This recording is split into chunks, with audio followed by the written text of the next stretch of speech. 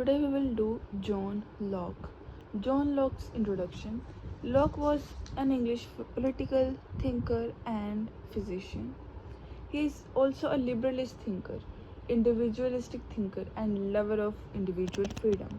The time period of John Locke was from 1632 to 1704. There were no liberal thinkers before Locke, and along with individual liberty, he gave many political ideas which laid the foundation of modern democracy, such as limited form of government, supremacy of constitution, rule of law, individual liberty, contractualistic thinker or thought. He explained the state as an artificial institution which came from the individual agreement for the protection of individual rights and liberty. For Locke, state is not a supreme institution, but a way of development of the individual's right. His major works, The Social Contract, the two treatises, that's what the spellings lead them to speak, but I don't know its exact pronunciation. Two treatises of government, a letter or concerning a letter concerning tolerance, and an essay concerning human understanding. So the theory of political authority, which is the first theory, political authority. Okay, so Locke's theory of political authority is based on the theory of social contract. The theory of political contract began with the explanation of human nature. Like, what was the human nature in the very beginning? In order to explain the origin of political power, Locke started its description with the state of nature, which for him was one of the perfect equality and freedom regulated by the law of nature. Locke mentioned the origin and form of civil government in his work, that is the second treatise, two treatises of government. I don't know what's even written. Locke adopted the technique of social contract to explain the legitimate political authority which was taken from the consent of people, which could be withdrawn by the freedom of individual when they would felt their rights and freedoms were being violated by the political authority. So Locke generally is saying that the social contract theory was given by Locke in his book Two Treatises of Government, right? So he's saying that the technique of social contract is to explain the legitimate authority of the political authority. Okay, so social contract is used to explain the legitimacy of political authority, because we have given consent, the people together willingly have given the consent to the political authority. That's why it's legitimate. And why we have given it authority? To protect our rights, which are our rights inalienable, and we were given by nature, not by the state. So these are life, liberty, and property. So Locke adopted the technique of social contract to explain the legitimate political authority which was taken from the consent of people, which could be withdrawn by the freedom of individual when they would feel their rights and freedoms were being violated by the political authority. They have given the consent to create a political authority for the protection of rights, but if the state violates this provision or violates their contract and actually does not protect the rights, in fact state is the one violating their rights, infringing their rights, then the people have the right to rebel, right to overthrow the government, which is in contrast to the theory of Thomas Hobbes. So in the words of Locke, political power as a trust with the general community. In the words of Locke, political power is a trust with the general community, aim and purpose. He rejected the idea of absolute form of political authority. He told us about what is the political authority. So next point is origin of political authority, how it all started. So Locke explained the origin of the political authority from the state of nature where the individual work free and became a political subject under the free consent. Huh? Locke explained the origin of the political authority from the state of nature. In state of nature, the individual worked freely and become the political subject under the free consent. Even after establishment of political society, the individual was free to pursue their free private activities. Even after political authority came into existence, the person, an individual was still free to pursue its own private activities. Okay, so there were distinction between the state. Please just ignore the background noises. I live in a city and there is no time in peace or silence. Okay, so even after the establishment of political society, the individual was free to pursue their free private activities. There was distinction between the state and society, private and public life of the individual. Locke totally explained the origin of political authority on the basis of individuals' free consent. He rejected the Filmer's theory of political origin of state, which was actually based on the divine origin of the state and moral relationship between human and God. But Locke rejected that divine theory. Its theory is state is artificial. State is an artificial institution. It's not given to us by God. It's a man-made authority. Okay. So the protection of natural rights. Locke formed the political authority for the protection of natural rights. However, Locke's individual was good by nature and enjoyed the natural rights. But still, for the protection of natural right, he found the need of sovereign authority. Main motive behind the establishment of sovereign authority for the maintenance and protection of natural rights, which were given by the nature, and these rights were superior and supreme, which could not be taken away by any authority, but it became mandatory to protect these rights from any internal and external threats by the establishment of authority. It was obligatory for sovereign authority to protect these rights. They are saying that in the state of nature, human was a good person. They would live not quite happily, but there would be a bit of issues, conflicts, but still, unlike hopes, the conditions of human beings in the state of nature were fine. Okay, individual was good by nature and enjoyed the natural rights, but for the protection of these rights we needed a sovereign authority, and that's why for the protection of natural rights we got the sovereign authority. That's the point. Okay, so next is political authority is based on people's free consent. That is very very important, just as we said earlier. This political authority, this state is not is not given to us by God. It's not divine institution. It is a man-made institution, an artificial institution which is made by the consent of all human beings to give up their freedoms to the sovereign authority in exchange of the protection and peace of their rights. Okay, but if the state itself violates these rights or harm their rights, they can rebel, because government is a trustee. It's an employee we hired to protect our rights. It's not a boss. It's not a king. So political authority is based on people's free consent. By the establishment of democratic authority, which was based on people's consent through the civil consent, all members of civil society were organized to form a political contract. Okay. Hence, the political authority was formed by law, become the internal part of Western political tradition. Limited government. This is very important point, because Hobbes gave supreme authority, supreme power, absolute power to the authority, to the state. It said that people were so selfish, so greedy, so nasty that something like a monster, sea monster, Leviathan, we need that sort of government to govern the such monstrous people. He he gave the state absolute authority, but Locke gave the limited authority to the government. So it's limited government or limited form of government.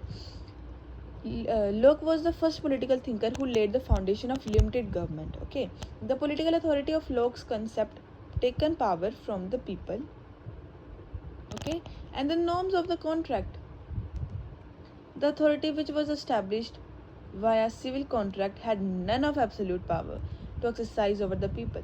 Even if the authority became dangerous to the natural rights of the individuals, then they had the right to change it and challenge its absolute power. Okay, so it is said that the power of government is derived from people, because we as a people have given them authority to govern us. We have given our consent. Okay, so the power is derived from the people, and authority which was established via a civil contract or a political contract, it was by mutual consent. Okay, and they didn't give it the absolute power.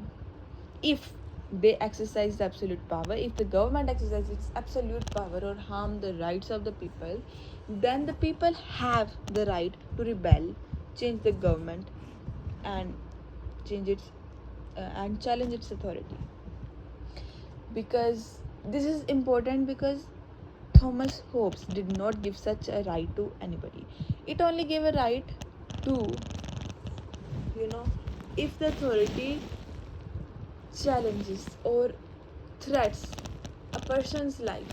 Okay, threatens a person's life, because that was the only condition of the contract. You save our life, you secure our life, and you can govern us. All of our rights are submitted or surrendered to you. But this is something else. Okay, provision to review the contract. It's not like our forefathers have created a contract, signed a contract, and then now at present the conditions have changed, but the contract is still outdated. So to prevent that, we have a right to review our social contract. Okay, for Locke, the decision of forefathers would not be implemented in coming generations. The coming generation would have the right to review the contract, would be appropriate according to the present scenario, then it would remain as it. If it becomes outdated according to the present requirements, then they have the right to amend the contract.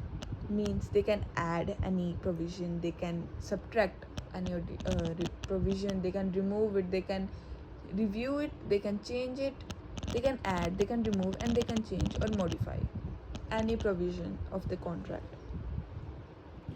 So it is not satisfactory.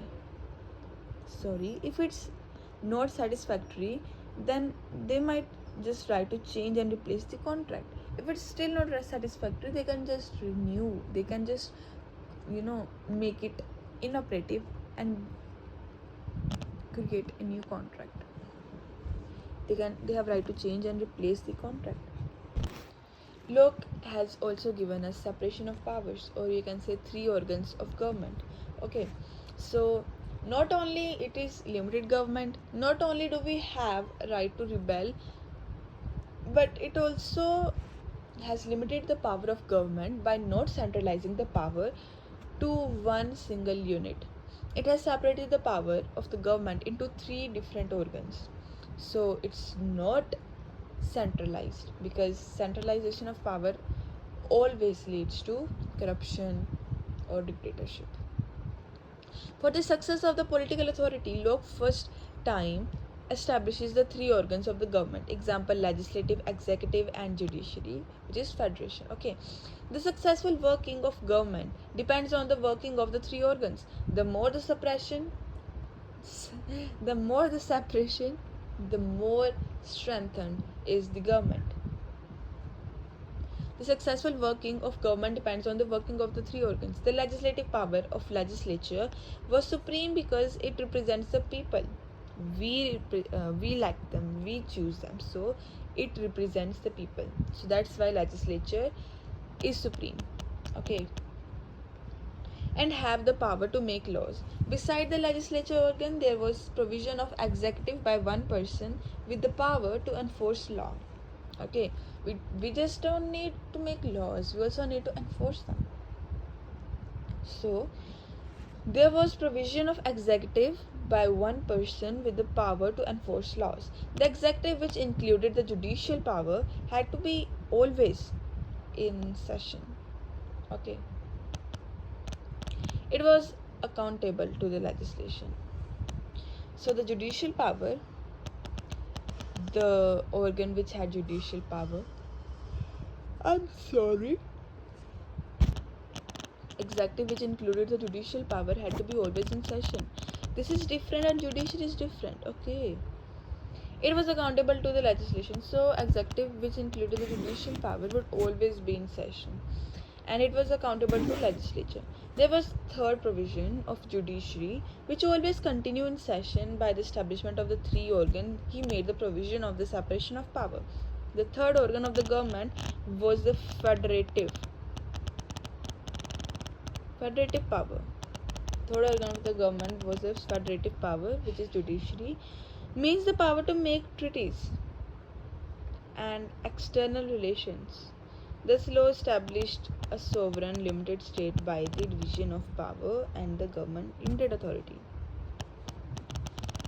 So actually the three organs are not legislative, executive and judiciary. Judiciary then included in the executive, and third one is federation. Okay, right? Legislature, executive plus judiciary and federation. So the third organ of the government was the federative power, means the power to make treaties and external relations. This law established a sovereign limited state. This law established a limited state by the division of power and not the limited authority. Next, limited sovereign state. With the provision of separation of power, Locke laid the foundation to prevent individual from political dictatorship, as we already discussed. Locke limited state was based on free consent. People's free consent and regulated by principle of rule of law and constitution. Okay, so limited government of the Locke was actually based on people's free consent, the supremacy of law and constitution. Okay, so limited state in the sense because it was bound by notion of natural law and individual rights. Got it? Natural law and individual. Next is limited power of the state. Locke was the first political thinker who limited the state functions only in political matters, and state had no rights to interfere outside political concern. So state had no right to interfere in personal lives of the people, their businesses and economic sphere of the people. Okay, it only could control the political aspect of the individuals. So this is what it is saying. Locke was the first political thinker who limited the state functions only in political matters, and state had no rights to interfere outside political concern. Nor did the state demand more power in the context of public safety. Okay, nor did state demand more power in the context of public safety and welfare. Locke described that supreme power results in the hands of people, and the community had the right to form or dismiss the government. Okay, it is said that the supreme power results in the hand of people, and we have right, means people have right to form or dismiss the government. People accepted the decision of the legislature even personally they were disagreed.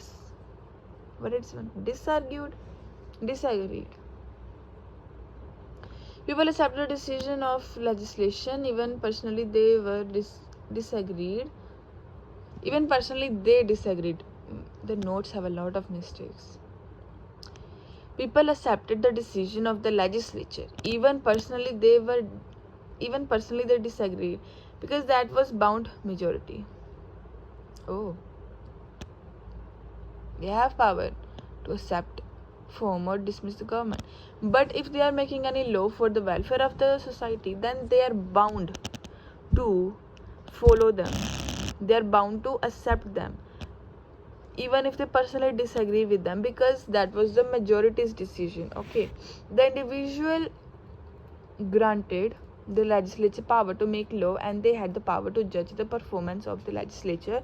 If the performance of the legislature was not according to the provision of the contract and to natural law, they could take necessary steps to remove the unjust political system.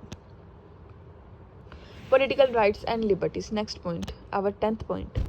Besides the natural rights, Locke claimed that individual freedom is only possible within the framework of law. Do you know what it means? Like, Locke gave us a huge freedom, but within the framework of law. We can't go against the government if it's still doing its work as per the contract or as per the natural law. So now this one is on us. Okay, we are fully free to do anything, but within the framework of law. Law kept law or law,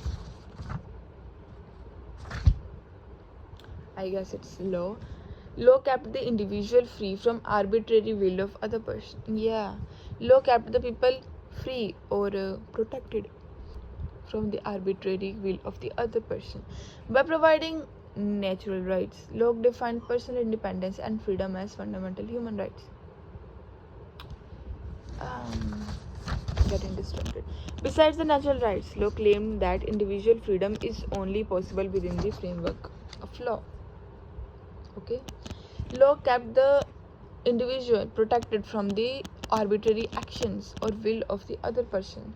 By providing natural rights, Locke defined personal independence and freedom as fundamental human rights. Everyone had an equal natural rights. And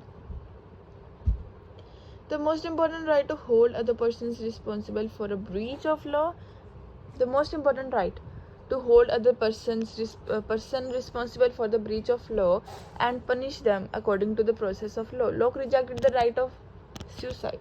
According to him, no one had right to kill ourselves because life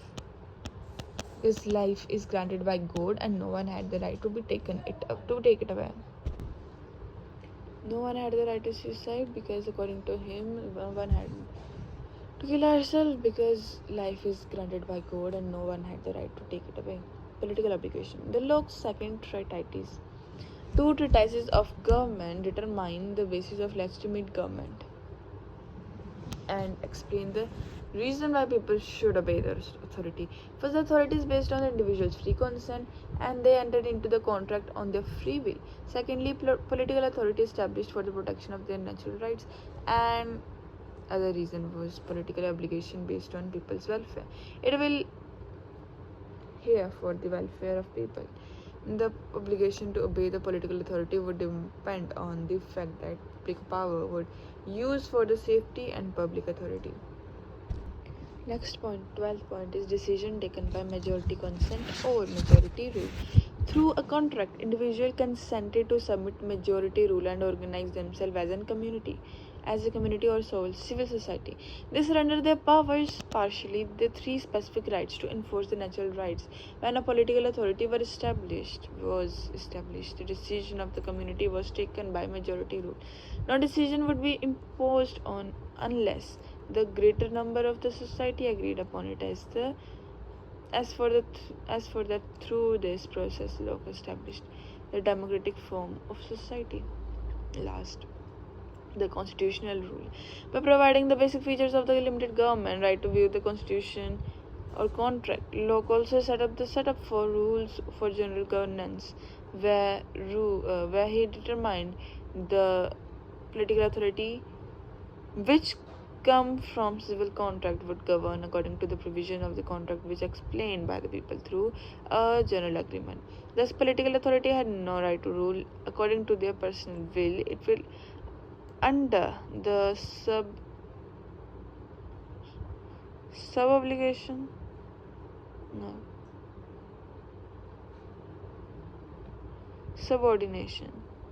It was under the subordination of certain rule which taken from the contract. Hence, for that, Locke established a constitutional political authority in his theory of social contract.